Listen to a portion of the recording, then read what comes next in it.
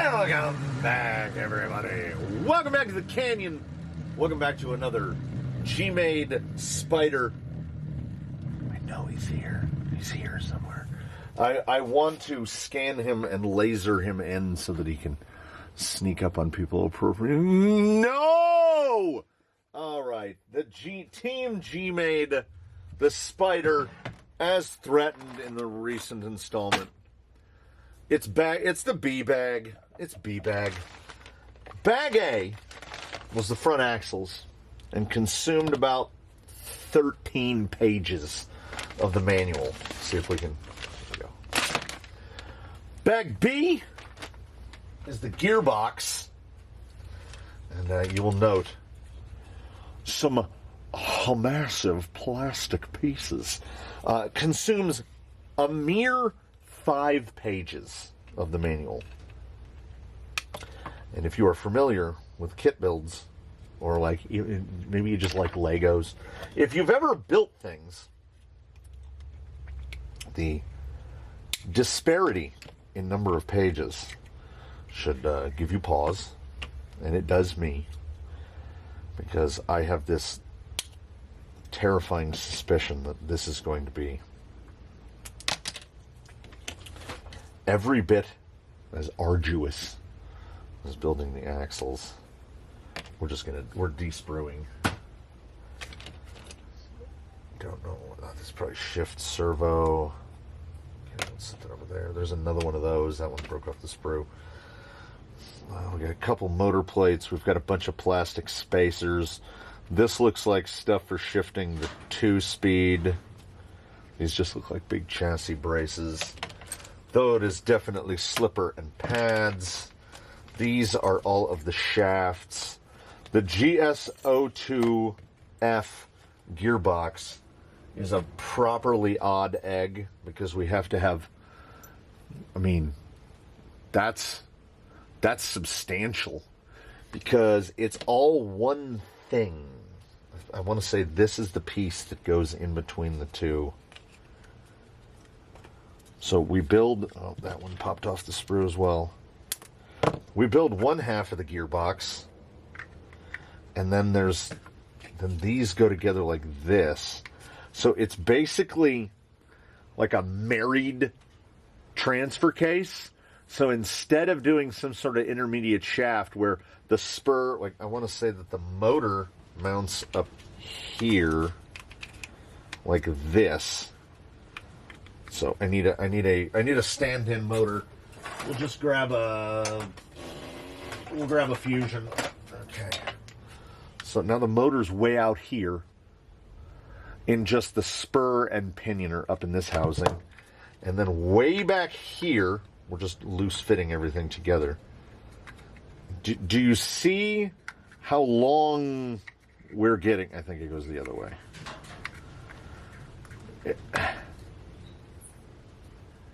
Like that.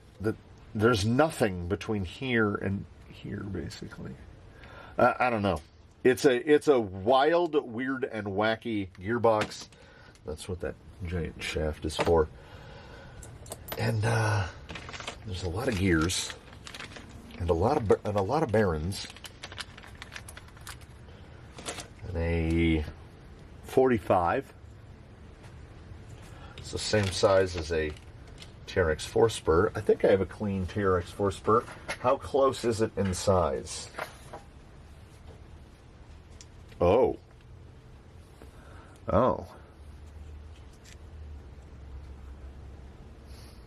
Like stop sign, octagon. They have to do everything just a little bit different, but that is refreshing to know that you could just drop a full Traxxas with the slipper pads in it and everything. Just bash. No, which one's which? Okay. You can just bash it on in there. I am going to have to look so very closely. Okay, and I just noticed. If you recall back to the first installment, if you witnessed that one, you're not missing anything if you didn't. I get really frustrated because the axles are weird. The front output shaft is 55.3 millimeters. And luckily, it looks pretty handed because it's got an E-clip way out at one end. And I thought I did it again. Please say they're 4mm. 4mm E-rings. Oh yeah, I did pick out the correct hardware bags. The pile, the mountain of hardware bags is eroding a little bit. It's shrinking down a little. This is also more my speed for E-clips. That's a biggie boy. But so we go back and forth. We oscillate between parts that fit insanely tight and parts that don't seem to want to fit at all. We have a plastic bushing with an exclamation point next to it. I'm going to guess that's this one. Oh no. You know what I've just noticed? 5 of them. And they all have... Oh, no. Okay. See, there's already an opportunity for this to get messed up. Look at that. And then look at this guy. He's got a little ledge. Okay. So, it certainly doesn't look like... There's no markings on the sprue. It doesn't look like he has a little ledge. And on the next step, I have to use a smaller plastic bushing. I'm really getting into a Tamiya. There's a real Tamiya feel happening right now. So then this bushing slides on, and then it wants a tiny little pin. And so help me, bearings, so there, done bag. Where do I get that little pin? 1.5 by why? 1.5 by 7.2 millimeter pin. You know what Gmade loves? They love their increments of point something millimeters. Remember back when I said a dozen times I use the box as a receptacle to hold everything and I never throw anything away? That's why. Because, boy, look at the size of those. And there's what, 6 of them? Oh, no. I want this thing... I'm moving very gingerly. I want this thing, at the very least, to be nice. But let me tell you something. The Tamiya feel is... Oh man, is it getting me? Okay, this gear has a... Is that it? I need a to scale thing. I don't know. There's... That looks right. Is there another one? Oh no, there is. But it's the exact same size. So there's 2 of those. Okay. And then there's another one. There's 3 of those. Is there another one? There's 4 of those. Please don't say that there's 5 of those. There's 5 of those. I'm guessing that's where all the pins go. So we have 5. So I can't get that gear wrong. There's 5 gears and they're all identical. It is a 48 pitch 30. Does it have a marking on it? 28. Does it state anywhere that it's 28? That's the second gear. Why are there so many of them? Okay, then he goes onto this shaft right here. It's not going to be fun because the pin is like all of the other Gmade pins. It's going to slide around at will, and I can't get it to set down. Hold your breath. Nope, you can't. There's zero confidence that pin is set. I don't think that pin is set. Very similar to when I was assembling the axles in the episode that I'm still mentally recovering from. I said, I don't want to question the work or intentions of engineers. Maybe they know more than me. But we've got this gear with a plastic bushing in this side, and then a smaller plastic bushing in this side with a pin in the middle, and it's held on both sides by a 4mm E-clip. So why doesn't this gear just have just a 5mm hole through it? Like, it can't move. Also, we have a 5mm shaft with a 7.2mm pin going through the center of it, meaning there is 1.1 millimeters of shaft showing of pin coming out on either side of the shaft. So this gear, second gear, is relying on just over 1 millimeter of pin on both sides. And that is a 1.5 millimeter pin. So now we get to the 63.1 millimeter shaft, but it's the only one that has the little guy that has the dog that slides on it. So we can't mess that one up because it's the only one that looks like that. Now, part of the reason that it was 13 odd pages to finish the axles, but only 5 pages to finish the gearbox is, no. Step 18, what? What order do I even go in? There's no arrow. Which piece goes on first? These parts go on from that side, and the other parts go on from the other side. This one has an exclamation point next to it. But what does that mean? So the answer to why that gear isn't just solid is because on this shaft it has bearings in it. There are two 5 by 8 by 2.5. There are 2 of them. They are on this shaft, and they are the only 2 on the entire vehicle. So, choices were made. Choices were made, and we must live with the fallout of those choices. Please don't say those are 2 millimeter. Okay, now we're on to 2.5 millimeter E-clips, and on the vehicle there are 2 of those. So this is the kind of stuff that I'm not a huge fan of. Traxxas, if we're going to name names, Traxxas is particularly good at,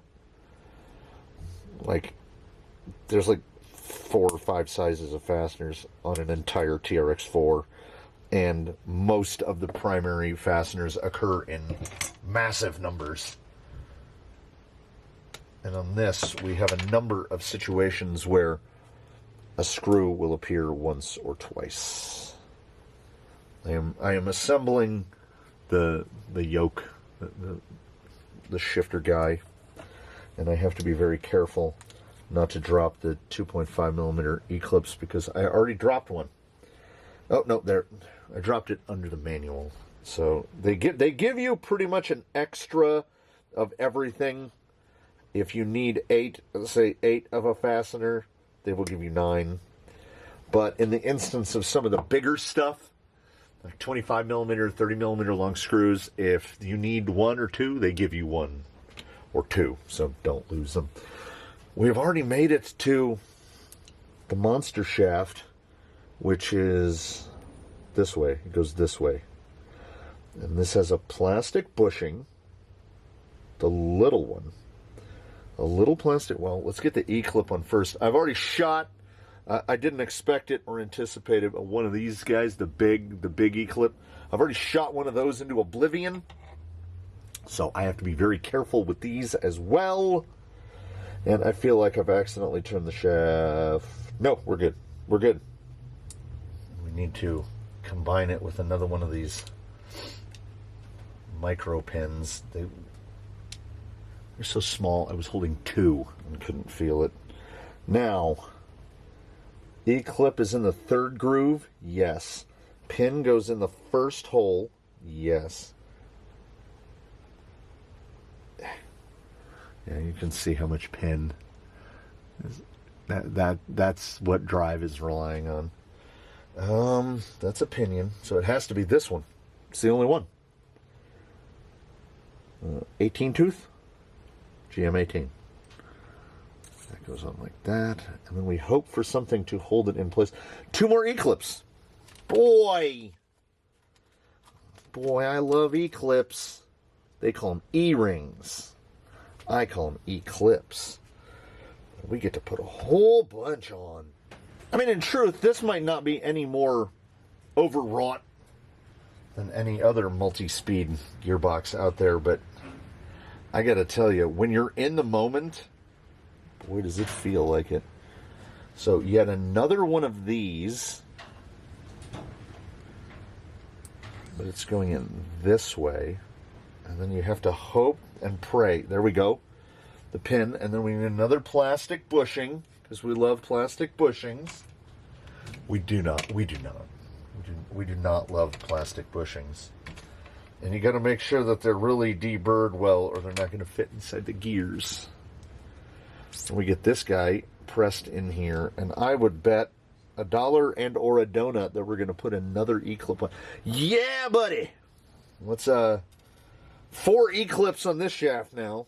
This is the we don't want a center drive shaft, so we're going to build a big old lanky boy to connect the front half and the back half of the gearbox. We've built this contraption, and then it also, so after the E-clip went on, 4 E-clips, 1, 2, 3, 4, yes. Then it wants a bearing. Okay. We'll set that next to these other guys, which are theoretically completed. And then we get to put it in. And here's where things get sticky, so far as I'm concerned, which is your first inclination is to grease me up, woman, is to get it nice and greasy, and then if I grease it up, I can all but guarantee that I'm gonna put it in wrong. And then, okay, so did it? Okay, it did. It did tell me to put a bearing there. I just didn't listen to it. So there's a bearing there, and then this guy needs a bearing on the end of him. And then he has that bearing up there. Fine. And then where did that happen? Yeah, so I missed this whole part down here. I missed putting this because we've got extra. We still have 3 more gears. So what I did was get those pieces put together, quintuple check that they are laid out in the arrangement that I think replicates the layout in the manual. And we are now going to attempt to put the back half of this gearbox together so that we may then put the front half of this gearbox together. And then we'll have like something approximating a gearbox. Our usual CVD grease, and it wants grease everywhere. That's a free spinner. It's kind of hard to. Yeah, we'll just get it all over our hands. We can clean up. It'll be fine. I don't think it's never not going to be windy. Filming indoors while windy is not a problem. Filming outdoors while it's windy is something of a problem. And it's clicking along pretty good out there today. Last couple days, really. Kind of comes on in the afternoon. I got them out of order. That goes there. That goes there. We've got the really filthy microfiber here, and we're going to. It wants a little bit of grease right here. Why not? If it asks for it, we're gonna do it. Get a little grease on the big dog. So, how do I think? What am I thinking? I don't know. Let's set that like that. Yep, flush bush, okay. So, if we take this housing, that looks like the picture. This should go like this. All right. Now we are going to try to insert this whole unit all in one. And because of the typical tight fitment here, the bearing has now fallen into the gearbox and is sitting in a little pool of grease. So what we'll do is we'll try to insert that into. Are you too good for your home? Yeah, some of the fitments are crazy loose. Crazy loose. We have to load it in the only way that we can load it in, and there's really no way to not just full grease yourself. Nothing, at no step have I inserted a bit or a prop shaft or any part and not felt like, well, that's not right.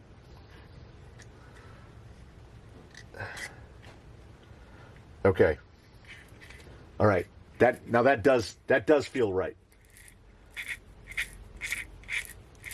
Okay. We're somewhere approaching something. I'll need to put the rod end on the outside of that. But for right now, I need 2.5 by 8. I have them right here.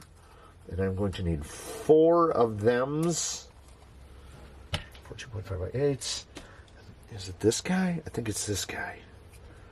Yes. And he goes just like... Okay, that's all the bearings. I still see all the bearings in place. It is a strange beast. It is an odd beast. I rail at some length against things like the 10.3 box. I hate the axial 10.3 box. Not the base camp 10.3 box. They should not have called that the 10.3. They should have just called it the base camp with no 10.3 involvement.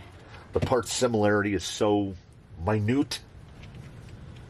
And basically, I think if you change the gearbox and the axles, you've made something else. Should have put 10 Pro axles under it. They should make it like a base camp Pro with 10 Pro axles under it. Or a base camp Pro with 10 Pro portal axles under it. Okay, now nothing can fall out. And I gotta give it to him. It's pretty smooth. Woo!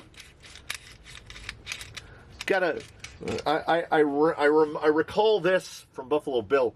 The second to third shift is a bit of a kaklunka. Okay.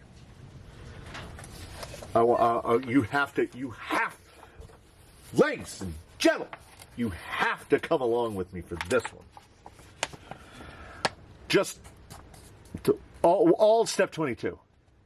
You do this is the hokey pokey. You go zhip, and then you go zhip, and then you go zhip, and then you go zhip, and then you go zhip. Just make it panels, guys. Just like what? Hire an IKEA dude to come down, and that guy can show you how to do this correctly.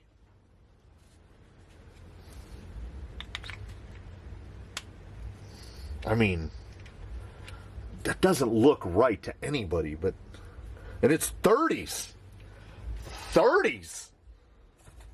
M3 by 30 wrench bolt. 30s. I would actually love to set this thing up with that. It's still sitting right there. With a, oh, of course. So, I think that we are going to need to change to a 2.5 millimeter wrench to put maybe a half a dozen fasteners in the vehicle. It goes back to the, like, just don't do that. If you're thinking about doing that, counterpoint, maybe don't. Because we shouldn't have to be putting any of these fasteners in because they could have just divorced the transfer case. I mean, we still got 2 gears. There's still 2 more gears and 4 more bearings. I'm sorry, there's 4 more gears. There's the spur, the pinion, and then 2 of these 28 tooth guys, which I can already tell. 28 tooth guy goes, to just move the line over. It's like adding rotating mass simply for the sake of rotating mass. So this guy goes in here. And then he has my second favorite thing, another M4 E-clip, but this one is like inside the gearbox housing, so that's fun. I just have some vintage, some ancient companion pliers, soft, smooth jaw pliers, which is what I use to press these in, because otherwise it's more of a nightmare. Then that bearing goes there. All right, what do we look like? We look like a thing. We're a thing. We got two bearings in there. It's a thing. And now I'm trying to follow the arrows. And then we have a plastic bushing. Oh yes, this is a familiar operation. We need the clipper. We need the clipper. And we need another small bushing. And then that goes on there. And then we have yet another in a long and storied line of 1.5 by 7.2 drive pins, which are more difficult for me to hold on. Like, I mean, look at that. I know we showed it before, but look how little it sticks out. And that's like what joins the front half and the back half. I think they gave us 7 of them. So I think that means we're using 6 of them.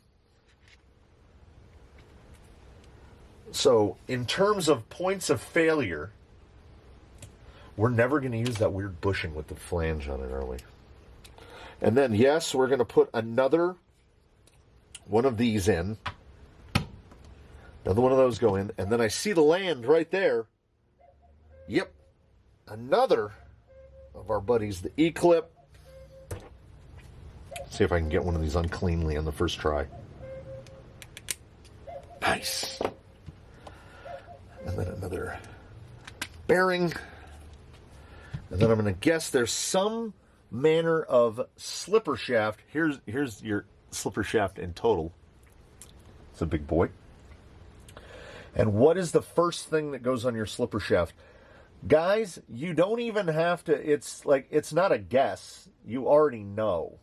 It's GMA0162, a giant E-clip, and I see one more giant E-clip under my companion pliers, and I see one more land for a giant E-clip. So now there's one more bearing, and then I think we E-clip that bearing in. For some reason, there's 2 little holes in there. Don't understand that because we're only using one of them. So we put an E-clip, a bearing, and then another E-clip because reasons. Because we didn't want to do a conventional gearbox and we wanted this long, heavy Gmade approximation of the 10.3 gearbox.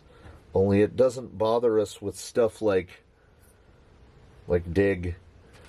Okay, I'm lost here. Oh, I'm hoping that we're on the last of our micro pins. That slides in there because we just ran out of plastic bushings, both the smaller ones and the bigger ones. And here is our last Ooh. Here is our last E-clip. Hopefully. I mean, not in the build, but that is, it's overwrought, right? Overwrought is the term. Gear grease. Okay, and now we're going to bolt the face on with 3x18s, and I set those aside, and there are 3 of them. And then, for more fun, for more Gmade fun, we're going to next we're going to bolt this piece to that. And to do that, we need 3 M3x18s and a singular solitary M3x12, which leads me to believe that this particular vehicle has a single solitary M3x12 screw in it. Because, I guess because they hate us. I can't think of any other easily applied reason. So we're up to, it has now happened more than once.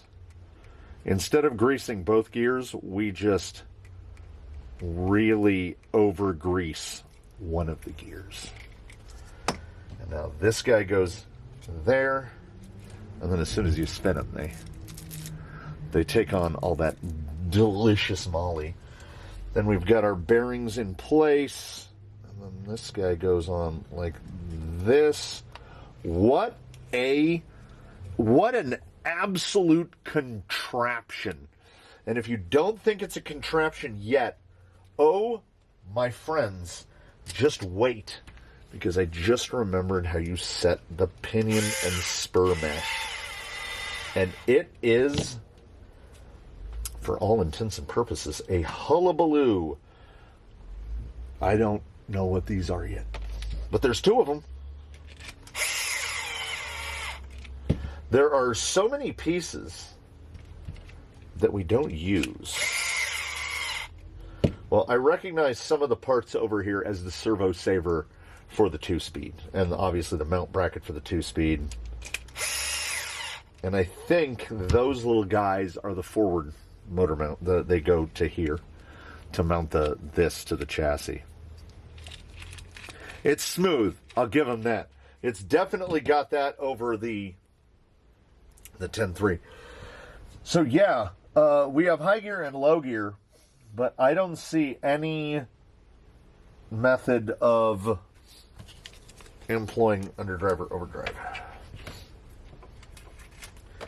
Because, as mentioned, sticky back? No. Why octagons? Because different. Because they got to be different, I guess. So we don't have any method to add underdrive, overdrive. We don't have any method to add axle weight other than sticking lead weights on it, I guess. So we're painted into a corner a little bit. This is typical slipper stuff, and I am a slipper clutch guy. I don't want a slipper eliminator. I have affixed slippers into vehicles that have come with eliminators because I don't want to deal with that. Somewhere here in a bag are both the little bendy washers and the big nylock nut, and it is not flanged, so I already know where those. Oh, it's the one silver one that's on the loose. It's obviously that one. They don't indicate that. Conical spring washers sounds delicious. I don't know where the conical springs are, but I wouldn't mind washing myself in the conical spring. There they are. 4mm conical spring washer. If you're going to go out of your way to make everything just a little tiny bit different from everybody else, this is exactly how you assemble a TRX4 slipper clutch stack. You could have flown against the wind and put in a spring so that we don't have to conical washer it. But you know what? We'll allow it. We've done it before. We'll do it again. That conical washer is not conical. It's pretty flat. That one looks a little bit more conical. And I want a slipper clutch as a final line of defense. How are we going to tighten that down?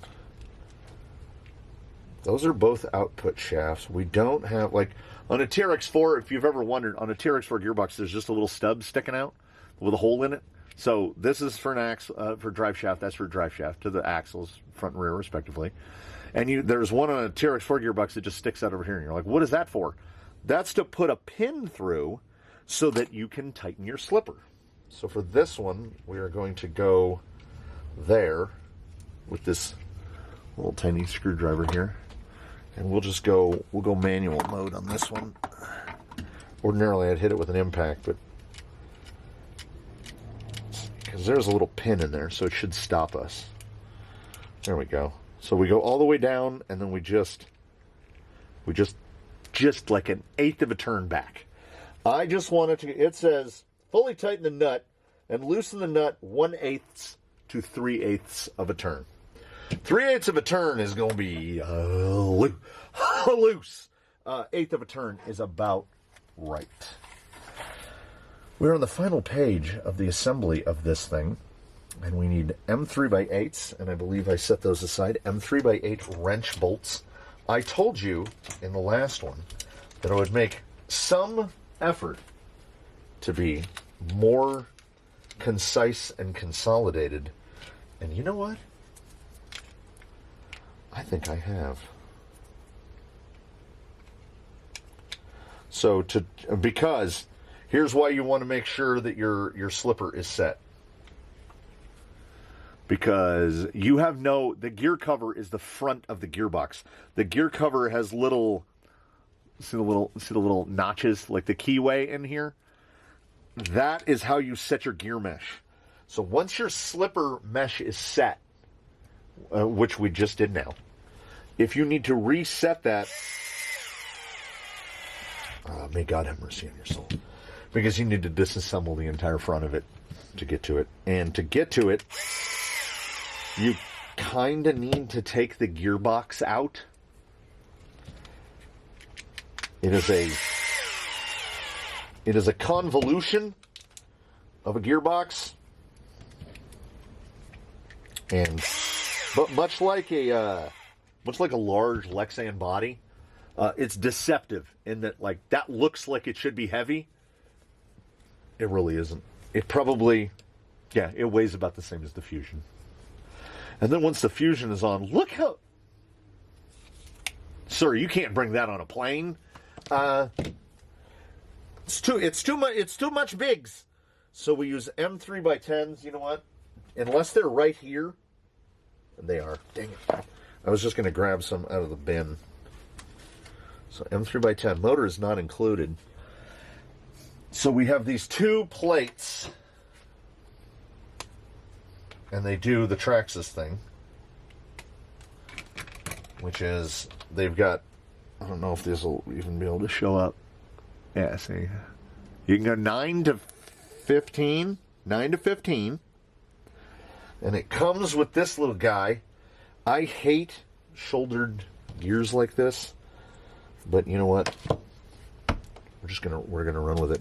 There's the M3x4. That one was easy to find. I can't fault them too much for only having one 3x4. We only need to hold one pinion gear on. We're gonna gear this thing stock with the 13. It's fine. We're putting a 1200 on it, and my hope is that the 1200 will give us with the portals. 1223 is 1.9, almost 2 to 1, 1.9 to 1, 1.9. I can't. I'm too tired. 191. So 1.92 to 1. That's a significant amount of additional gear reduction that is not present on the straight axle vehicle. I run a 1200 on the straight axle vehicle, and as I said, second gear is ludicrous. So what I would like to see on the Spider is for first gear to be almost unbearably slow, and second gear to be... How do I do this? And second gear to be brisk. Where's the lock nut? Where does the lock nut come from? M3 flange nut. We're going to use those at some point. M3 nylock. Can't believe we've gotten this far in and we haven't touched a nylock nut yet. So here's our first nylock, and the motor plate. Okay, this is going to get confusing. So you've got the nylock that slips into the plastic there, and then you can see the little edge there. It goes like this. And that whole operation is just to sandwich that nut in there so that the nut can't escape. Then we are going to take the motor, and we're going to have to try to line it up a little bit because we don't want the wires pointing somewhere that we don't like. So we're going to go off to that side a little bit. We're going to go through the 13 hole because we're using a 13. And I think that looks, we're going to go full manual on this. I think that looks pretty good. So get that one sort of loose. And get this one sort of loose. And then it has a very cryptic instruction. 13 to 15 tooth pinion gear, turn clockwise. 9 tooth to 12 tooth pinion gear, turn counterclockwise. And you might be saying to yourself, oh wait, what? And also with a shouldered pinion like this, so we're going to insert the pinion, and then we're just guessing. We're absolutely just guessing whether or not this is going to mesh correctly. There's no indication of like how deep do we set the pinion? Do we want the pinion way out here? Do we want the pinion way down there? It doesn't say that. And then, because of the way this goes together, we'll pop it in before. Okay, so I have a 15, so I turn clockwise. And then that's where it stops. So we needed to double check the wire anyway, because now the wires point straight down. And it locks in real nice, it just stops. And that is supposed to be where the mesh is correct. But here's the problem. There's no way to check it. That goes in there. So imagine that the pinion is in place. And we start here, and we turn clockwise. Clockwise from which? Clockwise from the back or clockwise from the front? What way to, okay, so they have me from the front. So they want it to turn clockwise like this. How do I know when to stop?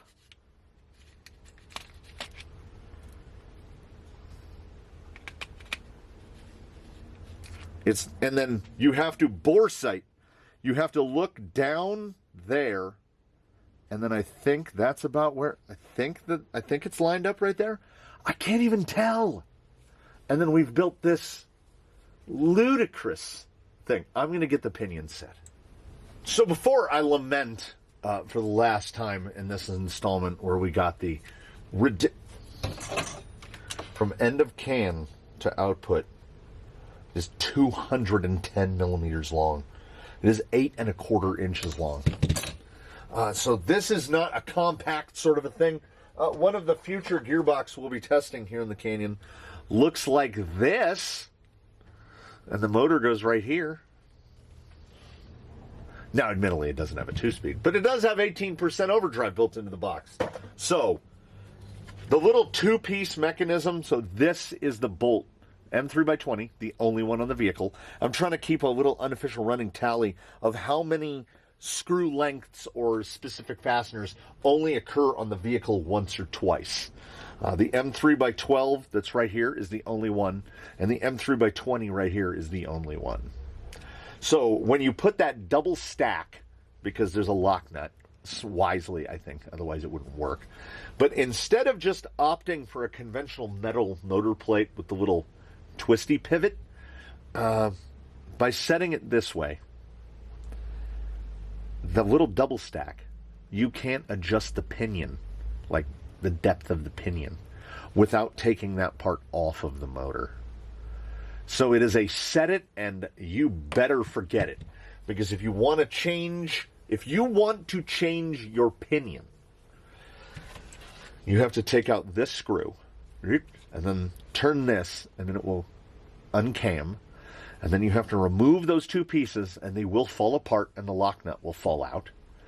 And then you have to change your pinion, and you have to guess on the depth of insertion so that you're not sticking the gear, like it sounds okay, so that you're not getting the shoulder of the pinion into the spur gear.